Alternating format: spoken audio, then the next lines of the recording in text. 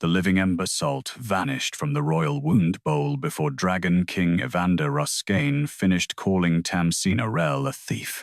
It happened in the lower healing court, under white arches stained by centuries of dragon fire.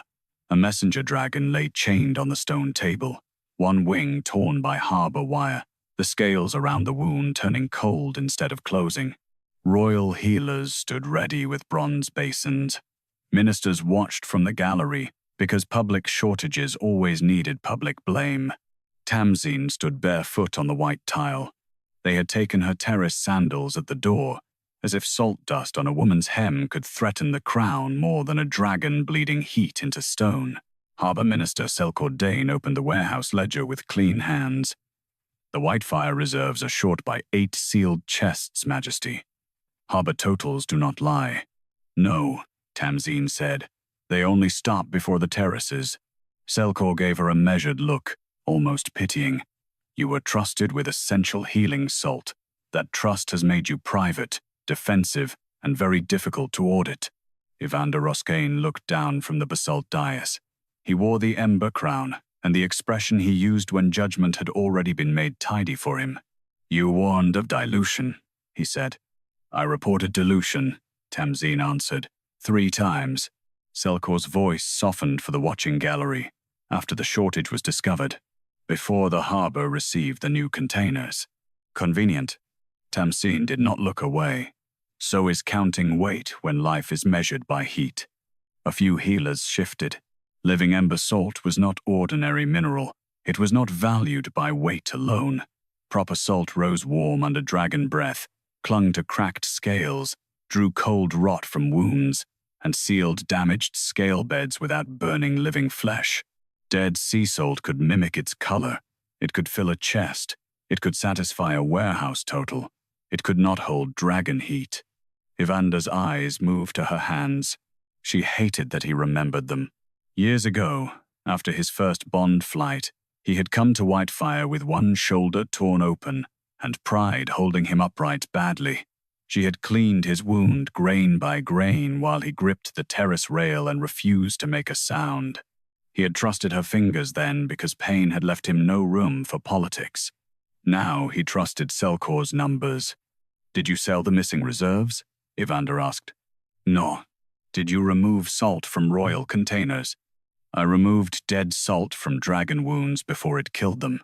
Selkor sighed. There it is, Majesty. Admission of unauthorized handling. Tamsine turned toward the wounded dragon. Ask why the wound is cold. Evander's jaw hardened. You are not questioning this court.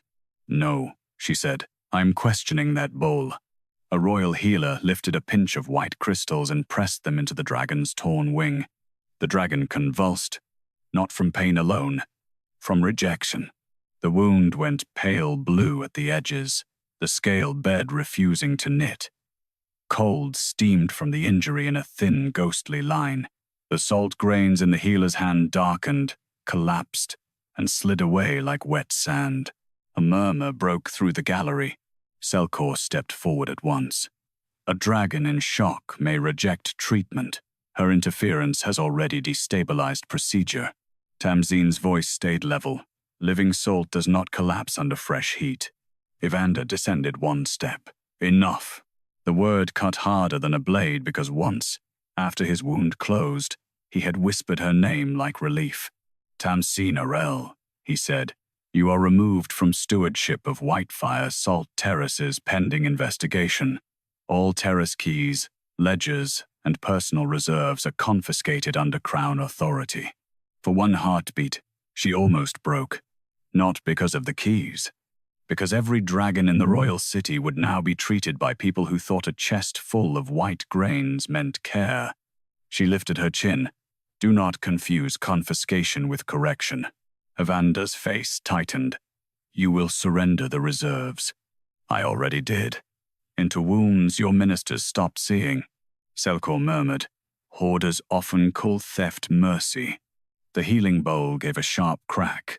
The few living grains inside it rose, flashed ember white, and disappeared. The healer dropped the bronze basin. Dead white grains still clung to the rim. Then a guard near the entrance shouted. Along the wet tiles beneath Tamsine's bare feet, tiny crystals were growing, not scattered, not blooming upward like praise. They formed a narrow ring around each footprint she had left when they dragged her from the terrace gate to the healing court. The crystals formed only where terrace dust had mixed with the dragon's cold steam on the tile. Ember white, warm, alive. Selkor went still first. Evander stared at the glowing trail. What is that? Tamsine looked at the empty royal bowl, then at the dragon's unclosing wound, then down at the salt crystallizing where her feet had carried terrace dust through public shame. She did not smile. Evidence, she said, not forgiveness. Another basin cracked. Then another. From the opened royal basins, the ember-white grains vanished, leaving dull white crystals behind. Around Tamsine's footprints, the crystals brightened. Selkor said, "Terrace dust on her feet proves contamination, Majesty, not innocence." The wounded dragon lifted its head toward the only heat left in the room. Evander ordered the open basins sealed before Selkor could finish calling the glowing footprints contamination. No one moved quickly enough. The lower healing court had changed shape around Tamsine Arrel. A moment before, she had been the accused salt keeper standing barefoot before ledgers, ministers, and a wounded messenger dragon. Now every gaze kept slipping from the empty wound bowl to the ember-white crystals warming the tiles around her footprints. Dragon King Evander Roskane did not look at her gently. That was better. Gentleness would have been another insult while her terrace keys hung from a guard's belt. "Seal the basins," he said, "the opened ones only. Mark the bowl used on the wound." Selkor Dane inclined his head. "Majesty, that will preserve contamination introduced after handling." Tamsine looked at him. "Then test the sealed chest before you test my name." The line landed cleanly enough that even the healers stopped whispering. Evander turned. "Which chest corresponds to this treatment lot?" The warehouse clerk clutched his ledger. "Whitefire Lot 7, Majesty. Delivered from harbor storage this morning. Weight confirmed against the reserve tally." Selkor's expression remained composed. "Exactly. The chest record is clean. What happened after opening belongs to the treatment court, where Mistress Arrel had already interfered. I was dragged here without sandals," Tamsine said. "If I contaminated your bowl, your guards did the carrying." A few ministers looked down at the glowing footprints. Evander's jaw tightened, but he did not defend her. He looked at the captain instead. "Bring Lot 7 sealed. No one opens it before witness." "Majesty," Selkor said, "opening a reserve chest in public invites panic. So does treating dragons with salt that collapses in a wound." The captain ran. The messenger dragon's breathing grew rougher. Cold steam spilled from its torn wing and crawled along the floor, searching the heat in Tamsine's footprints. She forced herself not to step closer. If she touched the dragon now, Selkor would call it manipulation. If she did nothing, the wound might deepen. Evander saw the struggle in her face. Once, during his first bond flight recovery, she had stood just this far from him with the same restraint, refusing to waste salt until his breathing steadied enough to survive the sting. He looked away first. Good, she thought. Let memory hurt him where truth had not yet reached. The sealed chest arrived on a black iron cart, wax intact, lot mark visible under the torchlight. Evander spoke to the warehouse clerk. "Read the weight." 40 measures, Majesty." "Read the ledger." 40 measures received. 40 measures released. No shortage in Lot 7. Selkor spread one hand. "There is the answer. The crown's weight is intact." Tamsine said, "A coffin can be full too." The gallery went still. Selkor gave a patient sigh. "You see, Majesty." She turns accounting into accusation. "No," Tamsine said.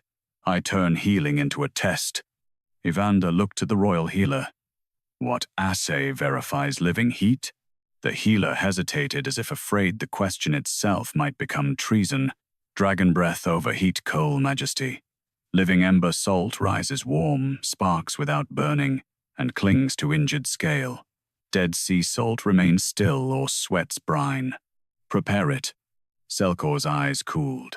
A failed heat response proves contamination at treatment, not theft from harbor reserves.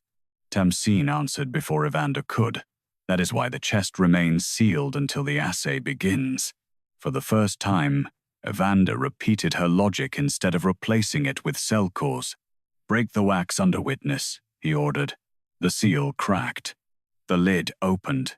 Inside lay beautiful white crystals, clean as winter bone. They shone under court lamps. They filled the chest exactly as the ledger promised. The healer placed a black heat coal in a bronze dish and breathed flame across it from a small dragonling perched on his wrist. Orange light pulsed. He took a measured pinch from the sealed chest and let it fall. Nothing rose. No ember flash. No warmth.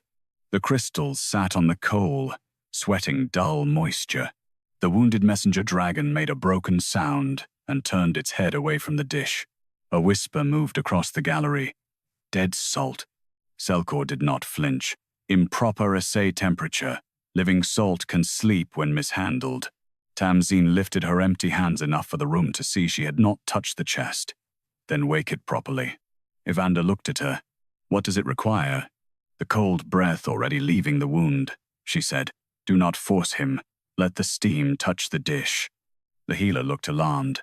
"The wound is unstable." "I know," Tamsine said. "That is why you do not move the wing." Evander held still for one long breath. Then he nodded.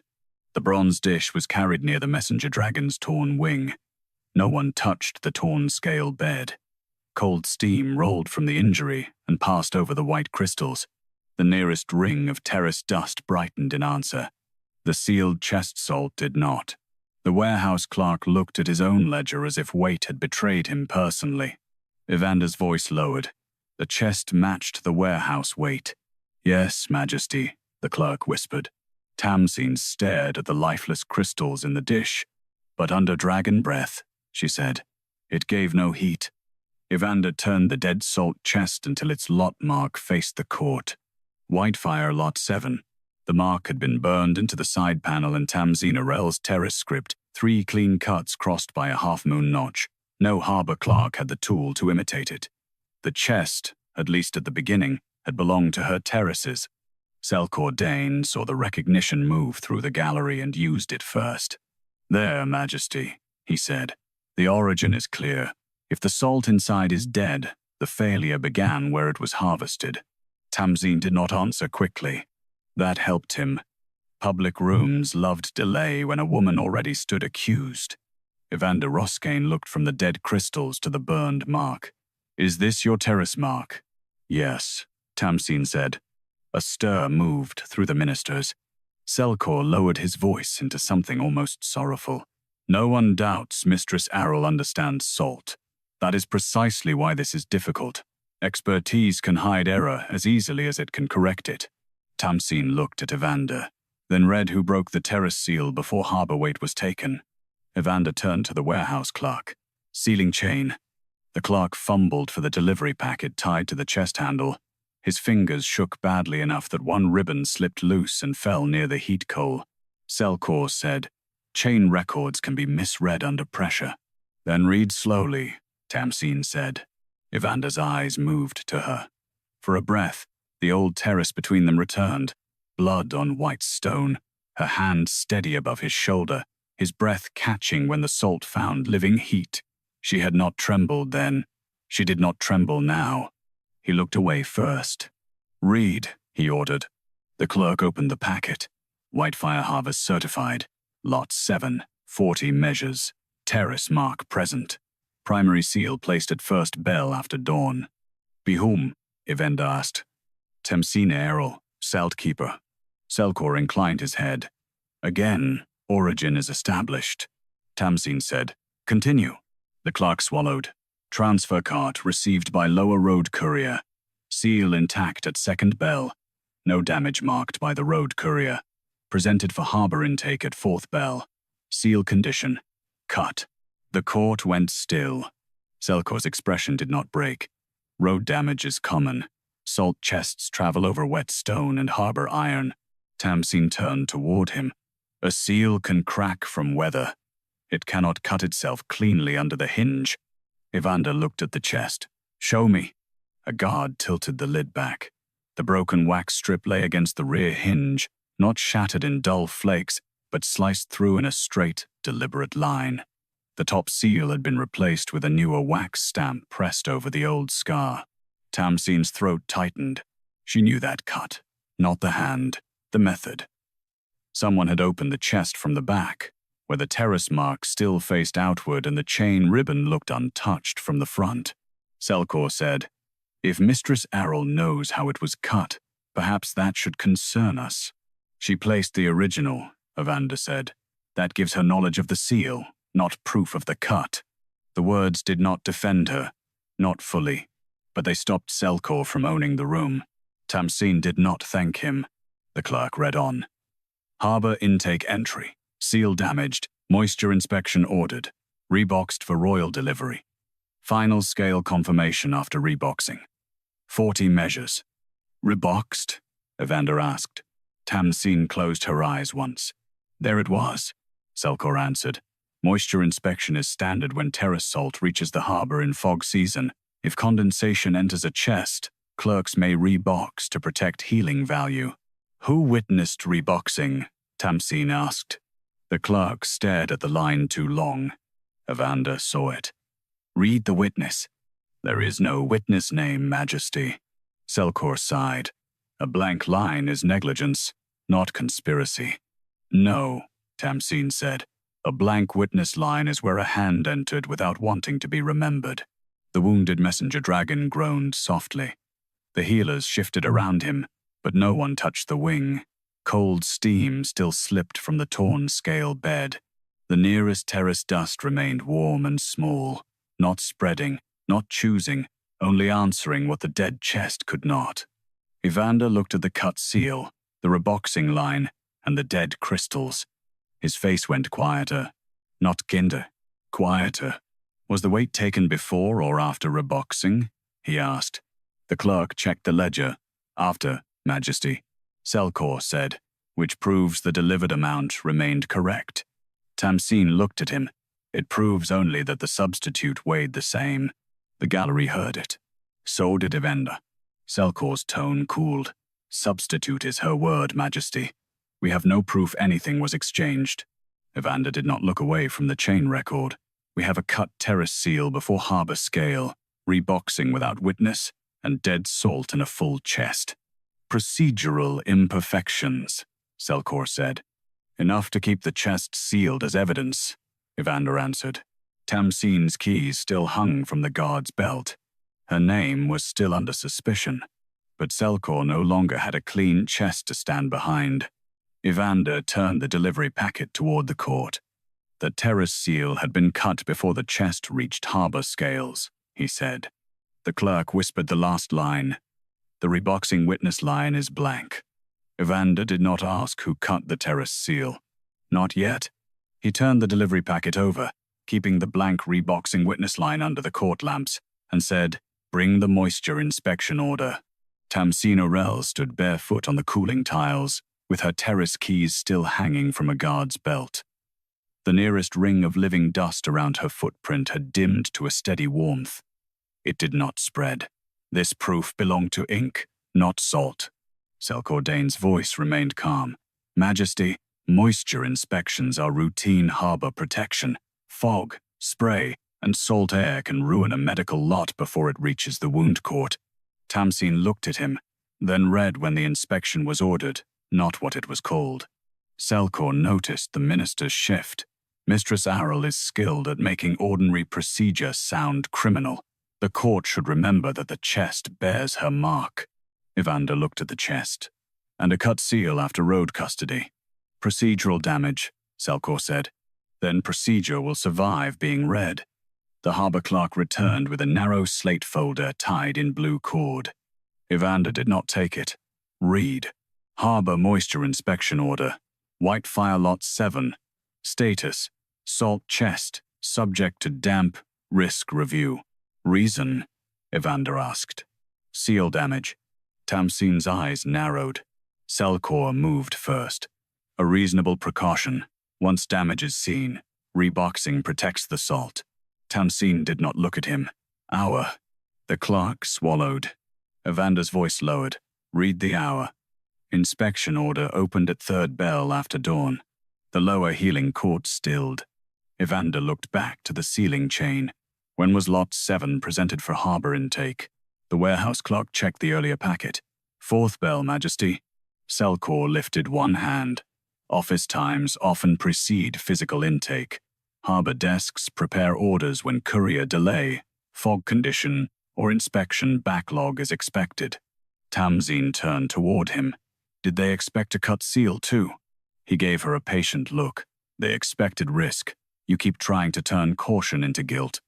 No, she said. I'm trying to keep caution from becoming a door with no witness. Evander looked at the blue cord folder. Was seal damage recorded anywhere before third bell? The harbor clerk searched the slate. No, Majesty. Road courier record. The warehouse clerk read again. Second bell. Seal intact. No damage marked by the road courier. Any message from the road between second and third bell? No message attached. Selkor's expression did not change. A missing attachment is not proof of fabrication. Harbor officers often act on verbal warning. From whom? Tamsine asked. Selkor's eyes cooled. From a dock captain, roadrunner, or intake officer acting under Dragon, safety urgency. Evander looked toward Tamsine, then away before memory could become excuse. You once told me pain tells the truth, he said quietly. Bodies do, Tamsine said. Men choose. The words struck him in front of everyone. He accepted the strike without reaching for tenderness. He turned back to the clerk. What authorized reboxing after the inspection order? Moisture review completed. Rebox approved for royal delivery. By a named inspector? The pause was too long. Selkor spoke before the clerk could answer.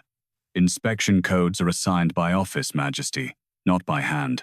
A harbor office may protect salt without every order crossing my desk. Evander did not accuse him. I asked whether a named inspector is written. No, Majesty, the clerk said. Only the harbor inspection desk. Tamsine's breath left slowly. First, a blank witness line. Now, an unnamed desk. Selkor gave a regretful nod toward the gallery. This is what happens when specialized terrace authority resists centralized oversight. The paper becomes untidy because the process beneath it is untidy. Tamsine looked at the dead salt chest. Do not blame my terraces for a desk that knew the seal was damaged before the harbor saw it. Evander's hand closed around the edge of the folder. Still no apology. Still no keys. But his next order cut into Selkor's public calm. Seal the inspection folder with Lot 7. No harbor official removes it. Selkor bowed. As you command. The words were obedient. His eyes were not. The wounded messenger dragon released another weak stream of cold steam.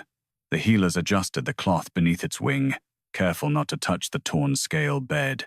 Evander saw Tamsine watching the dragon instead of the court.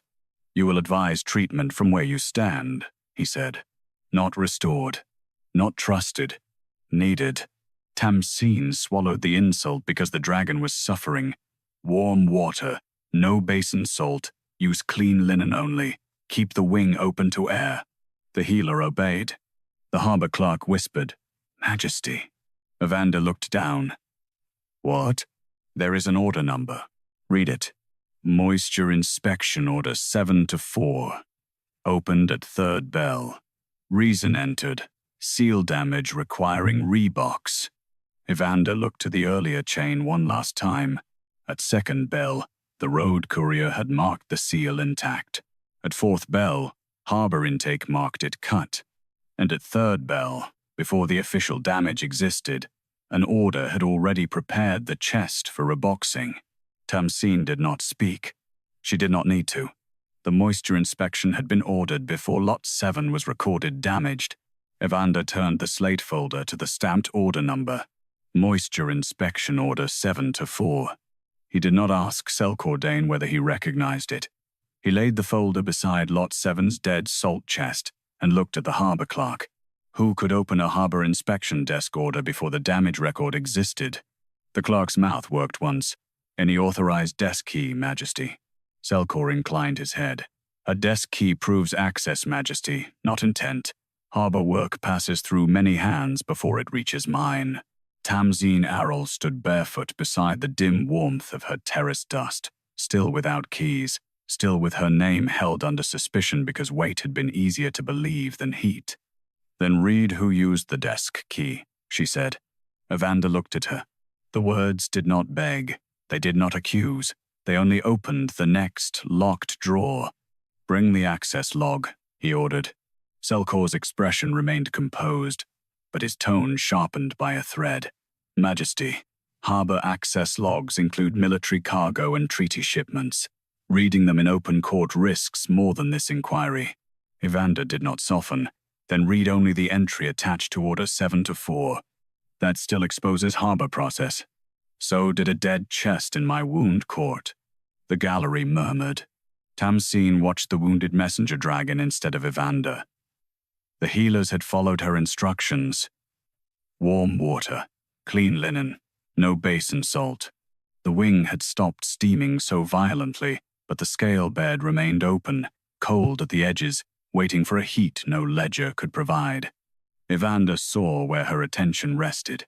You are still treating him, he said quietly. I am still keeping him from paying for your uncertainty, she answered. The words landed between them like a closed door. A runner returned with a brass-bound register, thin and narrow, made for names men expected no one to read aloud. The harbor clerk opened it under the court lamps. Order 7-4, Evander said. The clerk traced one line. Opened through harbor inspection desk key. Third bell after dawn. Linked lot. Whitefire 7. Reason entered. Seal damage requiring rebox. Key holder, Tamsine said. The clerk's finger stopped. Selkor said. Desk keys are issued by function. The holder may not be the physical user. Clerks sign in for desks, not intentions. Tamsine turned to him. You keep finding rooms where hands disappear. A few ministers looked down. Evander's jaw tightened. Read the holder. Deputy intake clerk, the harbor clerk said. Name. The clerk looked towards Selkor before he answered. Evander saw it. So did Tamsine. Name, Evander repeated. Marvin Loke, Majesty. Deputy intake clerk assigned to Harbor Minister Dane's office. The court shifted at the office name. Selkor lifted one hand gently, as if calming children. Deputy clerks process routine safeguards. Association with my office is administrative, not personal. Evander looked at the register. Was Marvin Loke present at third bell? The harbor clerk checked the attendance column. Sign present. By his own hand. Desk sign. In mark only. Tamsine's eyes narrowed. A mark without a hand again. Selkor answered her with patience that felt sharpened. Mistress Arrel, not every office mark is a crime because it fails to satisfy your terrace habits. My terrace habits kept Living Salt alive, and yet Lot 7 bears your mark. Evander's voice cut through before Tamsine could answer. No one uses her terrace mark as a verdict while a harbor desk mark goes untested. The sentence cost him. Everyone heard it. Not because it cleared her. It did not. But because the Dragon King had finally placed the harbor office under the same suspicion he had placed on a barefoot woman. Selkor bowed. As you wish, Majesty. Test the mark. The harbor clerk brought the register closer. The desk sign, in was made with a pressure stamp, not ink. Standard for secure desks. What confirms the stamp belongs to Marvin Loke? Evander asked. Each deputy carries a brass tooth matched to the desk plate. Bring his brass tooth. Selkor said, Marvin may be at the East Docks. Then the East Docks can wait. The order passed through the court like a wire pulled tight. Tamsine looked at Evander for the first time in several minutes. There was no forgiveness in her face. There was something harder for him to bear. A woman measuring whether his actions had finally begun to move slower than his pride. He looked away before wanting could make a claim. The messenger dragon exhaled, softly beneath clean linen. The runner returned with a small sealed pouch. Inside lay a brass desk tooth, ridged on one edge, notched on the other. The harbor clerk pressed it against the register plate. The teeth matched. Marvin Loke's desk key opened order 7-4, the clerk said. Selkor did not flinch. Then question Marvin Loke. He may have acted from caution, confusion, or a warning not attached to the file. Evander looked at the register. Was Marvin assigned to inspect Whitefire lots? No, Majesty, the clerk whispered. He was assigned to export intake. Tamsine went very still. Selkor's calm did not break. Evander turned the register toward the court. The desk key did not bear Selkor Dane's personal mark. It bore the mark of his deputy intake clerk. Evander did not look first at Selkor. He looked at the word export. It sat in the access register, like a door someone had forgotten to close. Deputy intake clerk Marvin Loke, assigned to export intake, had opened the order that allowed a medical chest to be reboxed before its damage existed in the record. The lower healing court held its breath around the dead salt chest. Evander tapped the register once. Why did an export clerk open a moisture order for royal wound salt? Selkor Dane inclined his head. Harbor officers share authority during tide pressure, Majesty. Export intake handles overflow, sealed cargo, and safety holds. A desk assignment is not a confession. Tamsine Arrel stood barefoot beside the dim ring of terrace dust. Her keys still hung from the guard's belt. Then read what export received while the wound court received dead salt. The line did not accuse him. It made the room look in a direction Selkor had not chosen. Evander turned to the harbor clerk. Bring the export intake log for 3rd to 4th bell. Selkor's voice remained smooth. Foreign cargo logs include treaty shipments. Public reading may damage crown trade. So may selling dead medicine to my healers. The words struck the gallery. Evander heard them after he said them. He had not cleared Tamsine, but for the first time, he had called the failure medicine, not her misconduct. Tamsine did not thank him. The wounded messenger dragon exhaled shallow, cold steam beneath clean linen. The royal healer glanced at Tamsine. Do not close the wing, she said. Let the cloth drink the cold. If you trap it, the scale bed will harden. The healer obeyed. Evander watched her give care from the place where he had left her punished. His voice lowered. You should not have to direct treatment from across the room. No, she said. I should not have had to prove Salt was alive to the man whose wound taught him the difference. He looked away. The runner returned with a green-bound export ledger. The harbor clerk opened it carefully, as if careful hands could make the entry less dangerous. 3rd bell, Evander said. Read. The clerk swallowed. Export intake received 1 sealed salvage crate. Contents listed. White mineral discard from moisture review. Source reference. Whitefire Lot 7. The ministers murmured. Selkor lifted his hand. Discard is not reserve salt. When moisture risk is suspected, inferior material may be removed from medical use and sold for industrial purpose. That protects the wound court. Tamsine looked at the dead crystals. You protected the wound court by sending it the part that could not heal?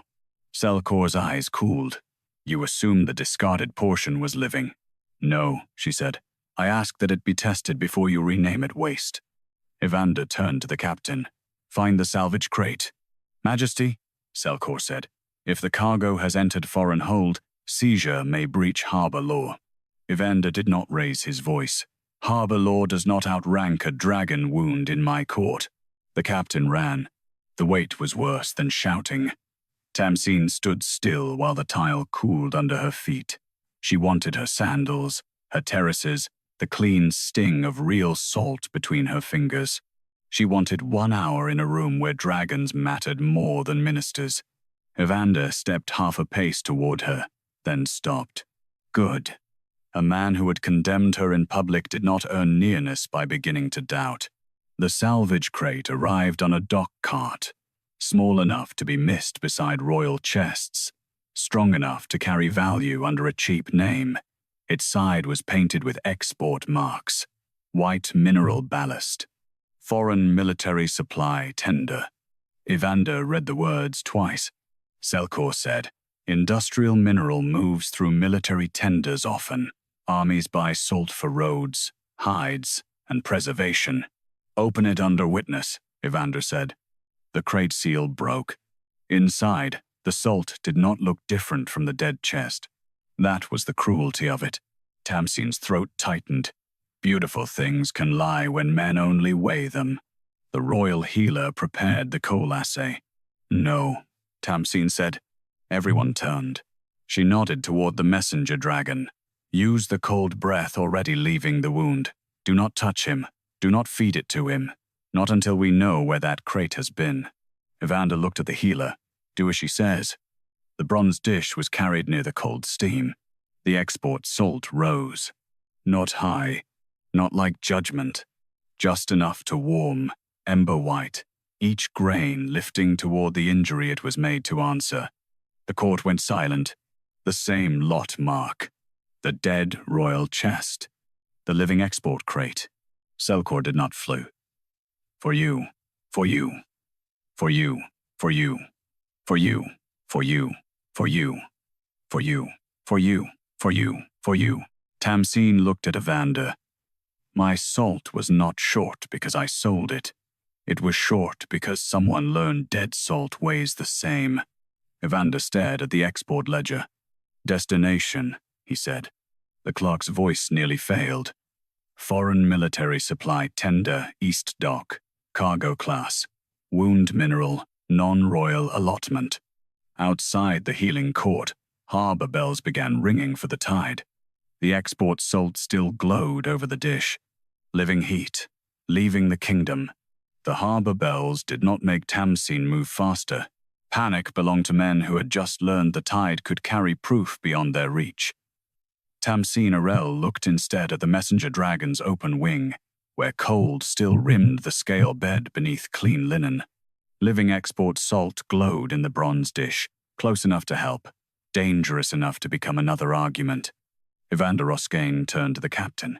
Seize the east, dock tender, no crate leaves harbor. Selkor Dane bowed his head. Majesty, stopping a foreign military tender without tribunal authority will become an accusation against the crown. So was a dead medical chest in my healing court. Tamsine did not look at him. Do not spend your first useful order on sounding righteous. Evander accepted the rebuke without answering. That restraint was wiser than any apology he could have offered. He looked to the healer. Treat the messenger dragon. No, Tamsine said. The healer froze with the dish halfway raised. Evander turned. No, not with a crate pulled from export without chain review. Test a small grain first against clean linen. If it carries harbor oil or foreign packing dust, you will seal rot under the scale. Selkor smiled faintly. Now she distrusts living salt when it does not come from her hand. I distrust a root that named medicine as ballast, Tamsine said. You taught me that caution can be a door. Evander's eyes hardened at Selkor, then returned to her. What do you need? My personal reserves. Selkor moved first. Confiscated under crown authority after her admission of unauthorized removal. Tamsine faced the gallery. Unauthorized because no one authorized civilian dragons to matter. A murmur passed through the ministers. Evander's jaw tightened. Explain. She was tired of explaining what should have been seen. Still, the messenger dragon was breathing shallowly, and tired pride healed nothing. The royal store failed 3 days ago, she said. Messenger dragons came in cold from harbor wire. Civilian cart dragons came with cracked scale beds from flood work. Your war stores still received bowls. They received mine. Selkor's voice softened. There, she admits diverting reserves. I admit choosing wounds in front of me over columns that lied. Evander looked toward the guard who carried her keys. His hand lifted, then stopped before command became repair he had not earned. Bring her personal reserve chest, he said. Sealed. Under witness. The chest was small. That was what hurt. Not 8 royal chests, not enough to stock an army. A cedar box with white firecloth tucked under its lid, the kind a salt keeper used for emergencies no minister planned for because emergencies rarely came with signatures. The guard placed it on the floor between Tamsine and the wounded dragon. Evander said quietly, "Why did you not tell me?" She looked at him then.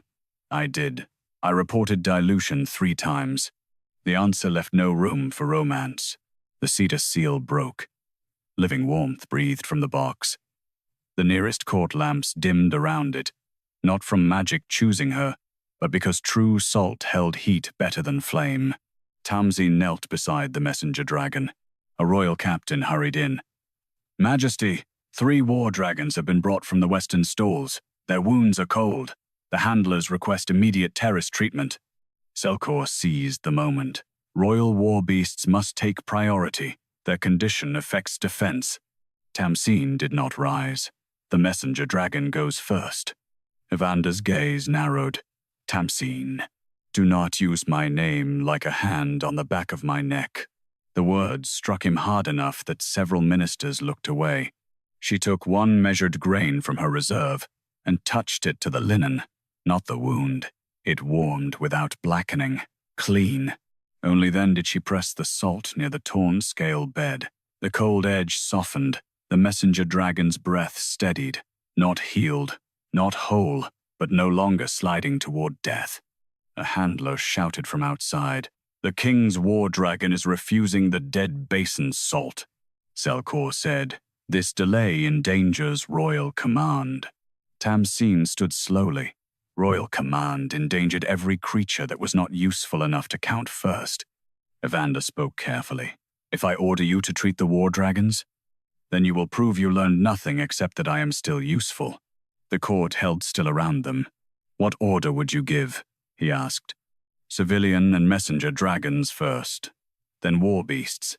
Not because war beasts matter less, because your system already protected them longer."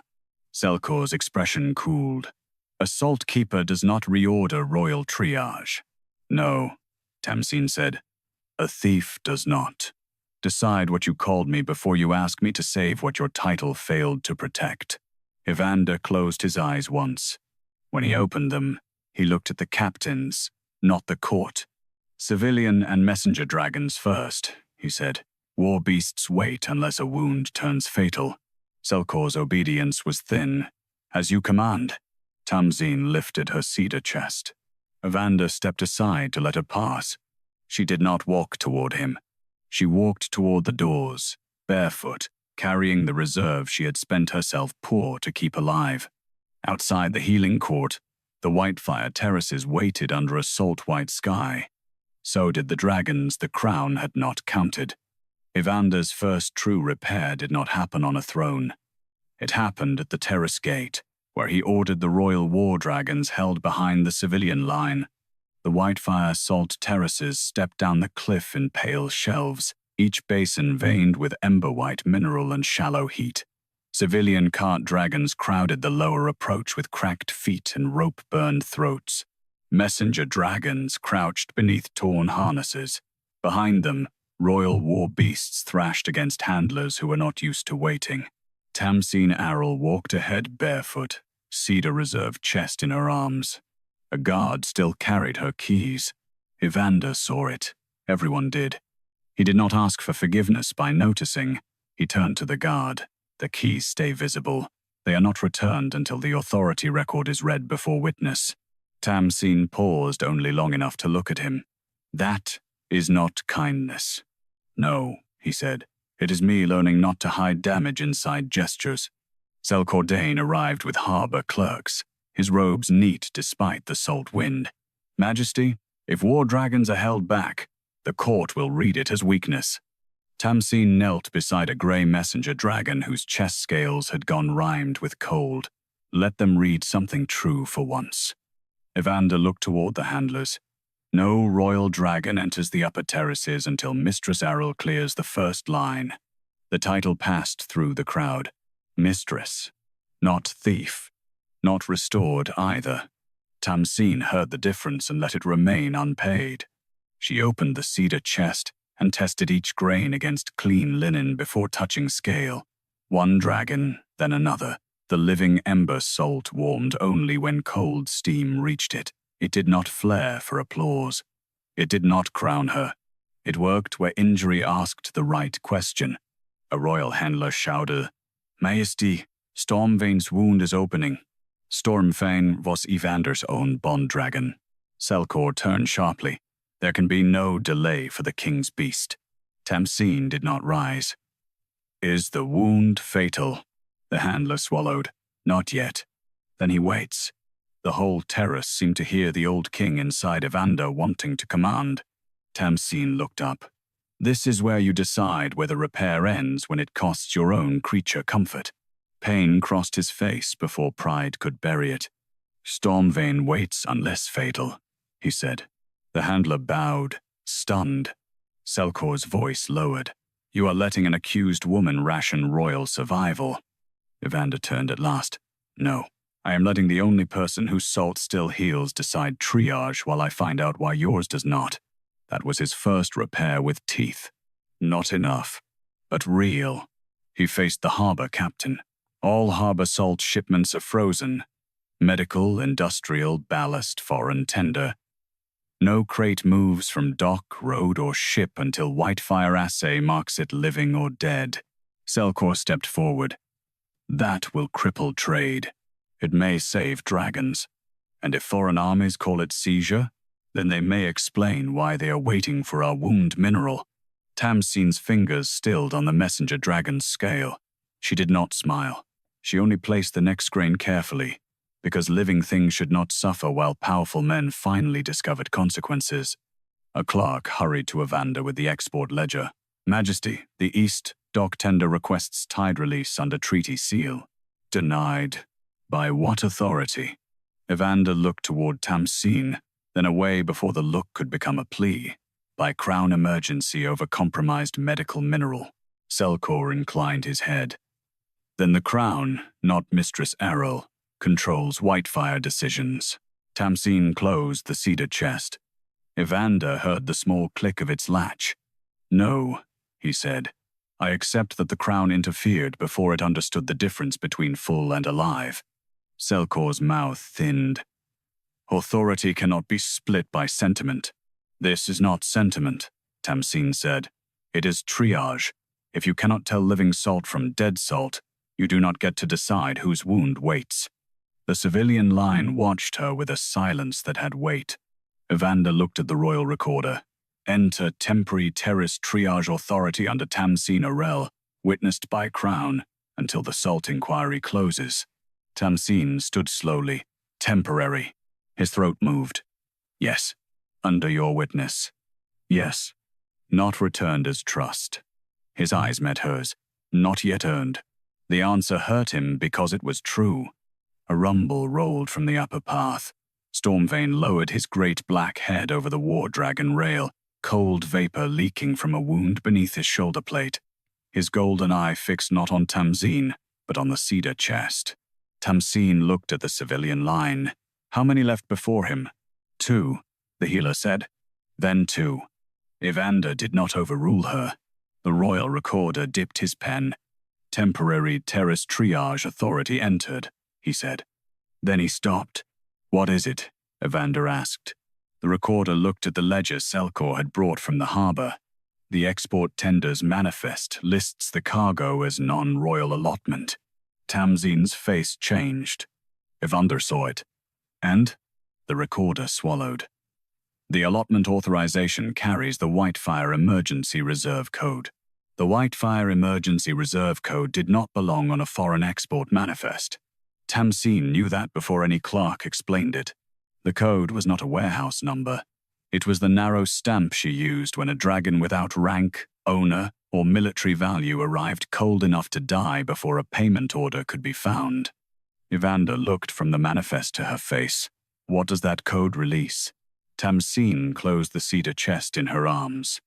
"Nothing for export," Selkor Dane answered gently. "Emergency reserve codes often cover non-royal allotments. Mistress Arrel kept private salt outside regular accounting." If such reserves entered harbor inventory, confusion would be expected. Tamsine turned to him. Confusion does not board treaty ships by tide schedule. A few civilian handlers made low sounds of agreement. Stormvane groaned from the war dragon rail. Cold vapor leaked from his shoulder plate. Tamsine did not look away from the ledger. She would not let Evander's bond dragon become a lever against every smaller wound waiting below. Evander spoke to the recorder. "Read the authorization line." The recorder hesitated. "Majesty, the line is marked Keeper Emergency Release." "Signature?" "There is a mark." Selkor inclined his head. "There. If Mistress Arrel signed private reserves into non-royal allotment, the harbor only processed what she released." Tamsine held out one hand. "Show me." Evander took the manifest, then stopped before crossing the space to her. He remembered, perhaps, that closeness was not repair. He handed it to the recorder instead. The recorder turned the page so she could see. A small Whitefire stamp sat beside the release line. Tamsine's mouth went dry. It was her emergency code. But beneath it, where her name should have been written in Saltkeeper script, the line was smooth and blank. "No signature," she said. Selkor's tone stayed soft. "Stamps are used when speed matters. Not for emergency reserve." Her voice sharpened for the first time. "That reserve is not cargo. It is last breath." The words reached the lower terrace line. A woman standing beside a cart dragon began to cry without sound. Evander looked at the recorder. "What does Whitefire rule require for emergency release?" The recorder checked the terrace statute book Evander had only now bothered to open.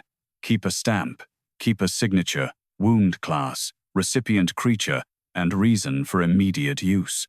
Read those fields." The recorder swallowed.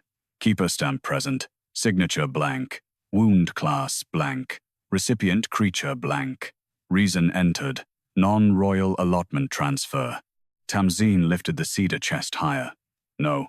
Selkor turned to the gallery. "This proves why private reserves are dangerous.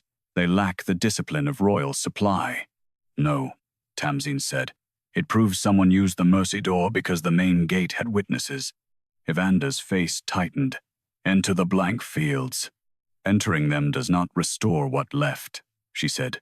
"No," he answered, "but hiding them once already helped it leave. That was not forgiveness. It was not enough." A captain called from the upper path. "Stormvane's cold is spreading." Evander's shoulders hardened. The king and bonded man inside him pulled against each other. Tamsine saw the civilian dragon still waiting, its throat scales cracked open from hauling floodstones. She turned to the healer. "Bring the next civilian forward." The captain stared. "Mistress, the king's dragon is guarded, named, and watched," Tamsine said. "This one was none of those." Evander closed his eyes once. "Do as she says." Selkor's smile thinned. "You are giving her command over royal wounds." Evander looked at Tamsine. "I am recognizing the authority I punished before understanding it." "Temporary authority," she said. His mouth tightened. "Until you decide otherwise." That answer was dangerous because it gave her more than he could take back cleanly. She did not soften. "Then record it properly," she said. "Whitefire Emergency Reserve cannot move by stamp alone. No living salt treats royal wounds, civilian wounds, harbor wounds, or war wounds without keeper signature, wound class, and creature named." Evander turned to the recorder. "Enter it as Crown Witness law." Selkor stepped forward. "Majesty, that places national healing supply inside one woman's discretion." Tamsine faced him. "No, it places every use where a wounded body has to be named." The terrace went silent. Evander nodded to the recorder. "Enter it." The pen scratched across the page. Tamsine looked down at the export manifest again. "Now, read the route." The recorder traced the line. "E-stock treaty tender, cargo class, wound mineral, non-royal allotment." "Final berth," she said. The recorder's finger stopped. Selkor said, "The tender is already under seizure order. Further route detail can wait." "No," Tamsine said. My reserve did not wait. Evander's voice dropped. Read the final berth. The recorder went pale. The route does not end at the treaty tender, Majesty. Tamsine felt the cedar chest grow heavy in her arms. It transfers after Tidebell to Harbor Slip 9. Evander looked toward the seawall. The recorder whispered the last line. Unregistered export vessel, waiting under blackout canvas. The blackout vessel was already loosening its lines when the first crystals crossed the terrace stones. They did not spill from Tamsine's cedar chest. They rose from the path behind her, each grain waking where living heat had passed through her hands, through wounded scale, through salt dust the court had called contamination. A thin, ember-white trail ran from the lower treatment shelf to the harbor road, not toward the royal storehouse, toward the sea wall. Evander Roskane saw it and did not command the salt. For once, he did not mistake witnessing for ownership. Open the gate, he ordered. Selkor Dane's face remained composed. Majesty, an unexplained mineral reaction cannot authorize seizure of an unregistered vessel. Tamsine lifted her eyes from the civilian dragon whose throat she had sealed. Then use the manifest. Use the blank signature. Use the emergency reserve code. The salt is only showing where your records pointed. Evander looked at the captain. Harbor Slip 9. No ship leaves. The court moved down the terraces. Civilian handlers, ministers, royal healers, and limping dragons followed the glowing line. Stormvane walked last behind the civilians, his shoulder wound still cold. At the sea wall, blackout canvas covered a narrow export vessel with no kingdom flag. Guards pulled the canvas free. Inside were Whitefire chests. Not 8, 11. Some carried broken terrace seals. Some bore false moisture review stamps. 3 were marked foreign military wound mineral. The harbor captain whispered, Majesty. Evander's voice was quiet. Open 1. Selkor stepped forward. Those crates may contain seized industrial mineral awaiting classification. Tamsine did not look at him. Test it before he names it smaller. The first crate opened. Living Ember Salt rose under the cold breath of the wounded dragons gathered behind her, warm and clean, answering injury without flair, without words, without mercy for excuses. A second crate opened, then a third. Each one lived. Evander turned to the export ledger. Read the authorization. The recorder's hands shook. Emergency reserve code. Keeper signature blank. Transfer approval under harbor ministerial seal. Selkor's composure thinned at the edges. Ministerial seal is used by office deputies. I did not personally mark every cargo. Evander faced him. The office you controlled cut terrace seals, reboxed dead salt into royal medicine, moved living reserves under blank emergency release, and loaded them onto a hidden vessel. Allegations, Selkor said, made louder by a woman protecting private stock. Tamsine stepped closer, barefoot on harbor stone, salt light climbing around her feet only where spray met terrace dust. My private stock kept your neglected dragons alive, she said. My emergency code named the ones you thought too poor, too civilian, or too inconvenient to record. Do not call mercy private because your theft needed public silence. The words passed through the harbor crowd like heat entering frozen scale. Evander removed the ember crown from his head. For witness, I condemned Tamsine Arrel on warehouse totals without inspecting her terraces, hearing her dilution reports, or testing the difference between full and alive, he said. That failure is mine. He set the crown on the harbor stones between the living chests and the dead royal salt. Selkor's voice hardened. You weakened the crown for a salt keeper. No, Evander said. I weakened it when I let a ledger replace a healer. He turned to the captain. Selkor Dane is stripped of harbor authority pending charge for medical theft, false reboxing, misuse of emergency reserve code, and export fraud against crown dragons and civilian beasts alike. Arrest every officer who moved these chests without named wound class, keeper signature, and creature record. Guards took Selkor by the arms. This will reach foreign courts, he said. Tamsine looked at the living chests. Good. Let them explain why their armies waited for our wound salt. The public reversal did not come as cheering. It came as work. Evander ordered every living chest carried back to Whitefire by named chain. He ordered the dead royal salt marked unfit, not hidden. He restored Tamsine's terrace authority before ministers, healers, handlers, and dragons. He opened the treasury to repay her personal reserves grain by grain. He wrote the new law himself. No healing salt would move by weight alone again. Only after the last civilian dragon had been treated did Tamsine allow Stormvane onto the upper shelf. Evander walked beside his wounded dragon, not ahead of him. Tamsine cleaned the wound with steady hands. Stormvane lowered his head and breathed once against her shoulder, not choosing her, not crowning her, only recognizing heat that had done its duty. Evander stood far enough away to deserve being heard. "I owe you more than apology," he said. "Yes," Tamsine answered. "I will spend the rest of my reign proving it, whether you return to me or not." She looked at him then, Sult. The man who had one help you trusted her touch had finally learned that trust without public loyalty was another kind of hunger. "Whitefire stays mine," she said. "Not by your favor, by law." "Yes, and you do not come to my terraces as king." His throat moved. "As what?" "As a man whose wound I may choose not to tend." Evander bowed his head. "Then I will wait outside the gate until invited." Tamsine looked across the terraces, where dragons breathed easier. Her name had returned before her heart did. That was the right order.